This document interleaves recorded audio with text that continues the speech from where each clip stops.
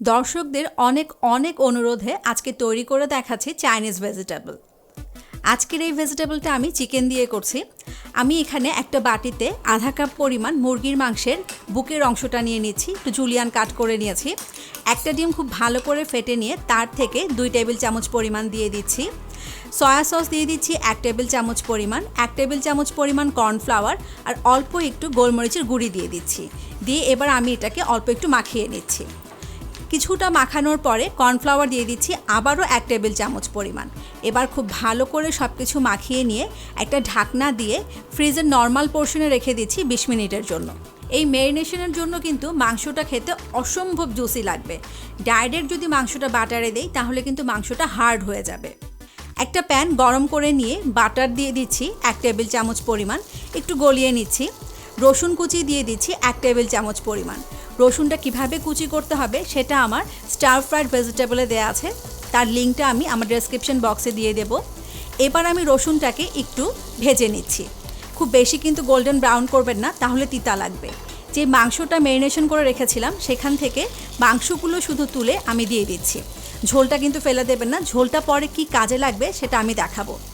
এবার মাংসগুলো যদি একটার সাথে আরেকটা গায়ে গায়ে লেগে থাকে হাতাটা দিয়ে ঠিক এভাবে ছাড়িয়ে দিতে হবে। এবার আমি এটাকে একটু সতে করে নিচ্ছি। মাংসগুলো একটু গোল্ডেন ব্রাউন না হওয়া পর্যন্ত অপেক্ষা করতে হবে। যখন একটু কালার চলে আসবে তখন ফুলকপি দিয়ে দিচ্ছি 1/4 কাপ। ফুলকপিগুলো কিন্তু একটু বড় করে কেটেছি।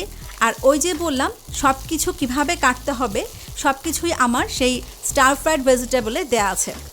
এবার যেহেতু কপিটা সিদ্ধ হতে একটু সময় লাগবে, প্রথমে আমি কপিটাকে একটু সতে করে নিলাম। তারপরে দিয়ে দিলাম 1/4 কাপ গাজর। গাজরটাও কিন্তু আমি জুলিয়ান কাট করে নিয়েছি। আবার একটু সতে করে শসা দিয়ে দিচ্ছি 1/4 কাপ। শসাটার কিন্তু আমি চামড়াটা ফেলে দিইনি, আপনারা দেখতে পাচ্ছেন। কাঁচামরিচ দিয়ে দিচ্ছি একটু ফেরে, পুরোটা ফেরে না কিন্তু 5-6টি। এটা অবশ্য আপনারা আপনাদের স্বাদ অনুযায়ী দেবেন, ঝাল কম খেতে চাইলে কমিয়ে দিতে পারেন। আবার একটু সতে করে গোলমরিচ দিয়ে দিচ্ছি খুব সামান্য, কারণ আমি আবারও পরে গোলমরিচ দেব। ফিশ সস দিয়ে দিচ্ছি 2 টেবিল চামচ পরিমাণ, দিয়েই কিন্তু নাড়তে হবে। চাইনিজ রান্নাগুলোর প্রধান শর্ত হচ্ছে এটা কিন্তু আপনাকে হাই হিটে করতে হবে, মানে চুলার আঁচটা একদম হাই রাখতে হবে, তাহলে ফ্লেভারটা ভালো আসবে। ঠিক এই পর্যায়ে এসে পেঁয়াজ কিউব করে কাটা দিয়ে দিচ্ছি 1/4 কাপ, দিয়ে আবার একটু নাড়াচাড়া করছি। একটা জিনিস হয়তো খেয়াল করবেন যে আমি একটার পরে একটা সবজি দিচ্ছি, এটা কিন্তু আগে পরে করলে হবে না। যেই সবজিটা সেদ্ধ হতে বেশি সময় লাগে সেটা প্রথমে দিতে হবে। 1/4 কাপ লাল ক্যাপসিকাম, 1/4 কাপ সবুজ ক্যাপসিকাম আর 1/4 কাপ হলুদ ক্যাপসিকাম দিয়ে দিচ্ছি। একটা একটা করে দিতে হবে আর একটু একটু করে নাড়তে হবে। এটা কিভাবে কেটেছি সেটাও কিন্তু আমার ওই ভেজিটেবলে দেওয়া আছে, আমি সবগুলোর লিঙ্ক ডেসক্রিপশন বক্সে দিয়ে দেব। এবার খুব ভালো করে এটাকে আমি সতে করে নিচ্ছি। অনেকেই আমাকে বলে থাকেন চাইনিজ ভেজিটেবলের সবজিগুলোর কালার রেস্টুরেন্টের মতো হয় না, তো আলাদা করে সেদ্ধ করে নিলে কিন্তু এই প্রবলেমটা হয়। আমার মতো ডাইরেক্ট করে দেখবেন প্রত্যেকটা সবজির কালার একদম অক্ষুণ্ণ থাকবে। সবজিগুলো একটু সেদ্ধ হওয়া পর্যন্ত অপেক্ষা করতে হবে। বেবি কর্ন দিয়ে দিলাম 1/4 কাপ। যেহেতু এটা ক্যান্ড বেবি কর্ন সেহেতু আমি এটা শেষের দিকে দিলাম। 2 টেবিল চামচ পরিমাণ ডার্ক সয়া সস দিয়ে আবার একটু সতে করে নিচ্ছি। আঁচটা কিন্তু একদম ফুল থাকবে, না হলে কিন্তু চাইনিজ ভেজিটেবলের যে একটা ফ্লেভার সেটা কিন্তু আসবে না। একটু নাড়াচাড়া করে দিলাম।